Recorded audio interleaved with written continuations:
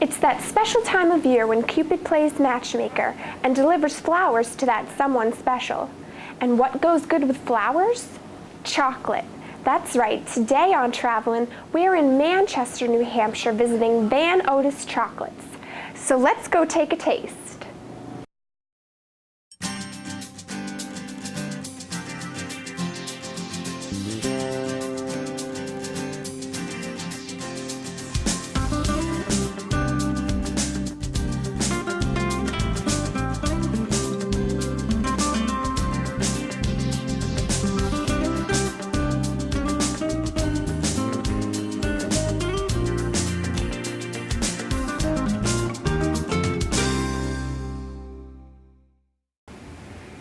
We are here at Otis Chocolates, and I'm here with Sarah French, who is in charge of outside sales. Welcome to the show. Thank you. What is Otis most famous for? It's most famous for a lot of different things, a lot of varieties. I would say first and foremost the Swiss fudge. If you were to ask any Otis lover what your favorite chocolate is, 9 out of 10 they're going to say, oh my god, you got to have the Swiss fudge, it's so good. It's, you know, the melt-away chocolate, not a typical fudge, just a really delicious chocolate that we sell in milk or with nuts, and dark with nuts or plain. I'd also say another popular item that we do is our roasted cashews and our assorted chocolates. And then, of course, we're just building up even more and more of a reputation. There's like probably a very, very long list that I could keep going with that's really popular. Other than the fudge and chocolate, what are some of the other products that you offer? We offer a variety of different products, from sugar-free to artisan truffles that have a fresh cream center, and we also offer caramelized almonds triple rolled in chocolate, which actually is our dark ones. We offer them in plain, milk, dark, and white. And our dark chocolate caramelized almonds are going to be featured on the Rachel Ray show. It has aired. We've heard that she thought they were delish. So you know, it should be airing in the next few weeks. So to get that national recognition, we're very excited for it. A few other things that I think are really unique are the chocolate dip champagne bottles. We actually shrink wrap champagne or wine and dip it in a variety of different chocolates, and we can design lettering on it if you want. If it's a birthday or special occasion.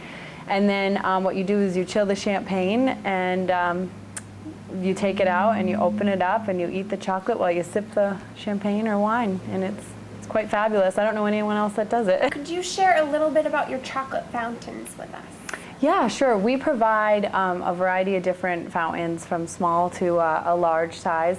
With the large fountain, we can feed up to, you know, thousands of people as long as we get enough dipping items with it. But with the large fountains do come two professional, or trained, should I say, attendants from our store. We use our Swiss fudge fondue, which is the same flavor and taste as our Swiss fudge, but in a fondue form. And we bring dipping items like strawberries, marshmallows, Rice Krispies, pretzels, cream puffs, you name it. And we provide the fountains at weddings, bat mitzvahs, you know, different ceremonies or events that are happening around the town. And it's a big hit. It's definitely a popular service that we offer. What is your busiest time of the year? I would definitely, with no doubt in my mind, say that it's the fourth quarter. So the holiday time is our busiest. Something about the cold weather, people are really craving chocolate, I think. I don't know. But yeah, it's always our busiest time, with corporate orders coming in from different businesses to you know, the retail store, just crazy lines out the door, and our wholesaler customers that resell our chocolate. They also have a busy time of the year. Could you tell us about the wholesale end of things? Sure. What wholesale is we sell to a store at a certain margin, and they resell our products. And it helps us because we get our name out there even more, and we're able to help other stores provide a really nice local product, and it's great quality as well.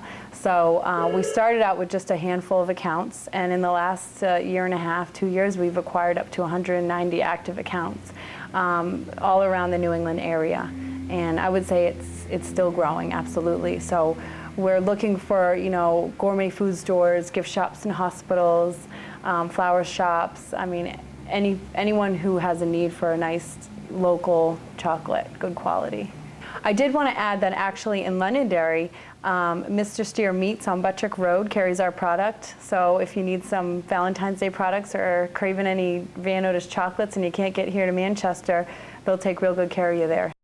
I hear you have some really good brandy chocolates. Could you tell us a little bit about that? Absolutely. Over the holidays, we've really pushed our brandy cordials, which is dark chocolate, a sugar shell, and then a small shot of brandy.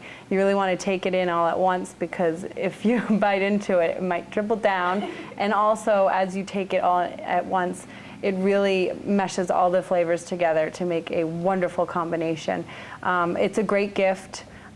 You know, we sampled it out during the holiday time, and it was taken very well. We actually were running out constantly, so we had to keep making some more. And it is the owner's fiance's favorite item here so far, or at least in the last couple of months. I know she still loves the Swiss fudge, so yep. All right, well, thank you very much for being on our show today. And stay tuned, because up next, we're heading to the kitchen to take you on a tour of where they make the chocolate.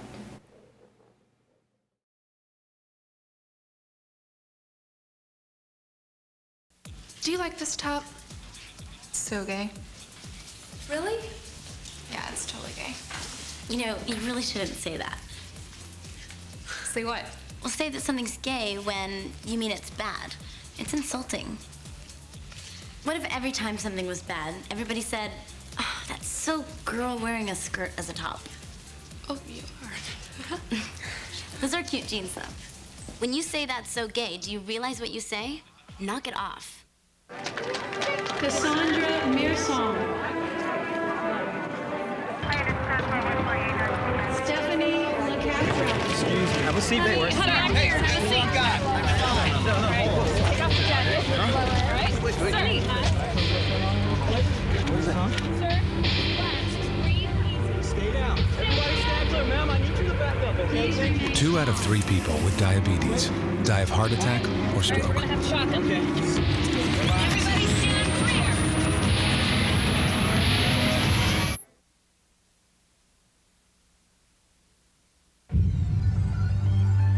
That was his wake-up call.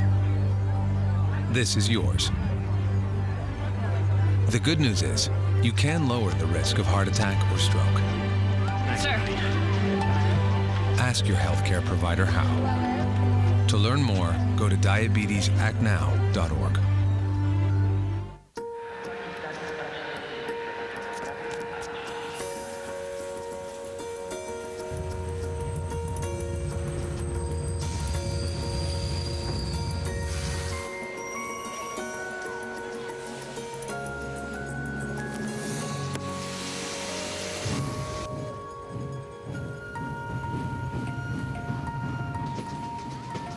Explore new worlds. Read. Visit literacy.gov. Van Otis Chocolates traces its origins back to 1911 as a Greek bakery and confectionery store owned by a gentleman named Arthur Hasiotis. His daughter Evangeline established a candy operation in the bakery in 1935, eventually moving it into her own store in 1960, where she operated the business until her death in 1995. Van Otis has been voted best chocolate 8 years in a row by New Hampshire Magazine. Well, our chocolate that we we buy them in cases. They're already tempered chocolate. And this is we get them in 50-pound cases, and this is a 10-pound block. So this chocolate is already tempered, but since we can't use it because it's already a solid chocolate, what we have to do is melt the chocolate down, bring it back to temper so we're able to utilize it and get a good quality plus aesthetically pretty chocolate. You don't have all the speckles or the streaks on it. You want a nice snap, and I'll show you in the molding room. Okay. So once we do this, we take our chocolate in here. Sharon. Sharon does a lot of our molding. She does a lot of the creativities. You can tell by looking at our painted flowers. Basically, these tanks are 200-pound melters. Okay. They're actually glorified double boilers. They're digitally controlled, so that means we can set timers on these. And what we would do is throw the blocks of chocolate in there, bring the temperatures up at the end of the day. They'll melt overnight. So what we do come in the mornings is we retemper. Basically, tempering is bringing all the sugar crystals back in alignment. So we're able to use it so you can get an aesthetically real nice piece of chocolate, which is shiny. When you bite it, you have that break or the little snap. And it's got a smoothness. Once you break it, you'll see that in the middle, it'll be nice and smooth. It's not all honeycomb, wafery, crumbly. So these we use a stencil and it's basically food color with cocoa butter. It's sprayed on a acetate paper, a little picture, and we have special molds that once we pour the chocolate, it sits, we peel off the paper, and it imprints it.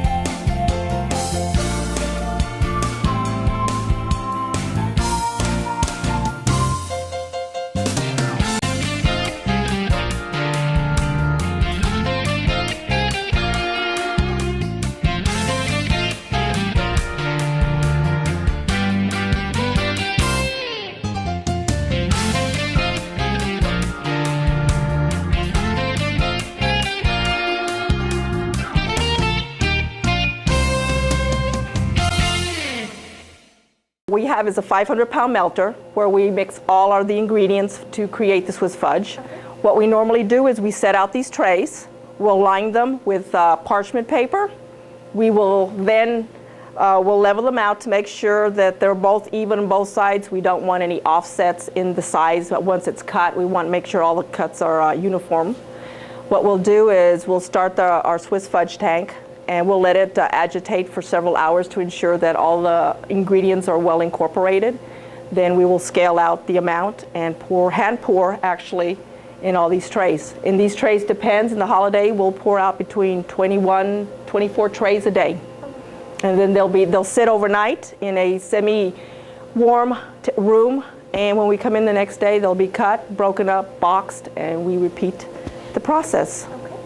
While we're talking about it, can you tell us what makes Swiss fudge different than, say, your everyday regular fudge? Well, the Swiss fudge is not actually a true fudge. The true fudge has your butter and your milk and plus the other ingredients that give you a cream fudge.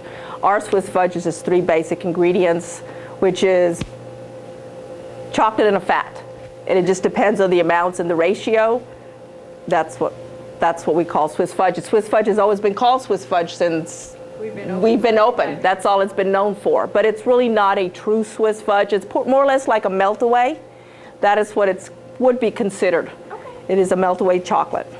When we make many of our traditional chocolates, whether it's a cream or if it's crackers, pretzels, nougats, caramels that need to be enrobed, these are our stations.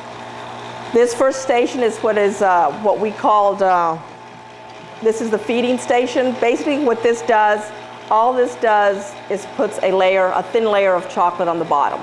The only purpose for it is so it doesn't roll off the belt, because once the belt starts, a lot of our candies are shaped differently so they can easily roll off, so we just add a base.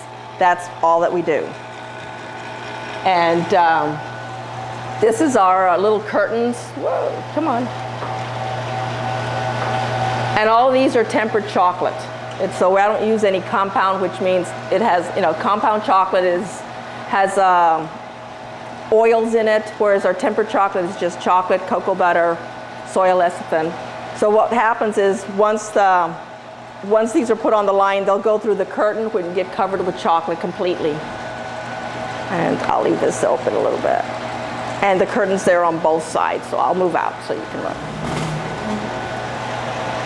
Then we have a person who stands here, and it's all done by hand. She marks the candy.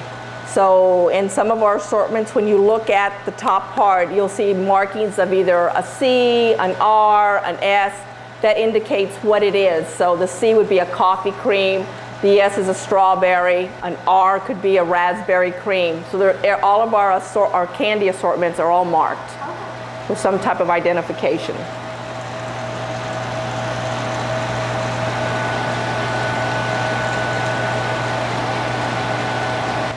It seems that it's a slow belt, but once you have oh, it's not slow.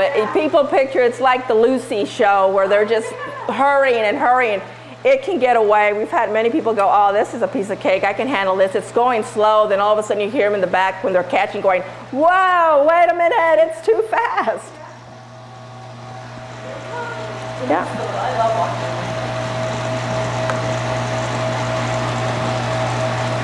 One didn't get covered. So what happens is there's a shaker table that we have, what's on the wire. What it's doing is shaking off any excess chocolate, so you can have pretty much an equal distribution of chocolate and the product. Because I have the chocolate at high temperature, since we have a tour, and it's not tempered, the belt didn't, there's not a full-size curtain there. So some of the product didn't get coated. But normally we'd have a full curtain. So what would happen is once the person would do a mark, which with the cracker, it's just a straight line across, and it'll go into a 17-foot cooling, and all it is just an air-conditioned cooled tunnel to let the chocolate set slowly. And at the end, then we'll have the packers, and they're the ones who will take them off the line and pack them in stock boxes. We opened up a little production area downstairs. It's called the Sweet Spot, where many of us go downstairs. We go downstairs about 3 times a week and do actual production. I enjoy it. It's fun. I love to cook. I'm a chatterbox. So I love to talk to our customers that come in, because a lot of them are just really genuinely interested in what we do. A lot of people think we buy our product. No, we do. We make about 90%, 95% of our product. And so, but in general, I just love what I do. It's just fun. I enjoy it. It's something that I've always wanted to do for such a long time, and now that I get to play in a large kitchen, I enjoy it. It's fun. And if somebody wanted to become a candy maker or a chocolatier, what's the best way to get into it? The best way, I would say you have one or two things. You could work for a candy place where you would be the best bet is to get the hands-on. School is very important. I continue go to classes as much as I learn. Any type of schools that offer confectionery. There's some schools that offer culinary classes, but it's either food culinary or bake culinary. You have to go specialize in certain schools. I know there's several, like in Florida, Chicago, and Canada, that's strictly for, you can take classes for candies. And it could be different types of candies. It could be from truffles to sugar art to other extremes of creams, old traditional type candies. So it would be, there are schools out there, but you have to really look and do your research. As a chocolate lover, it's been great touring Van Otis. I'd like to thank Sarah French and Debbie Springer for showing us around today. I'm your host, Erin Berry, and until next time, keep traveling and enjoy the chocolate. Yeah, I'm not in tomorrow.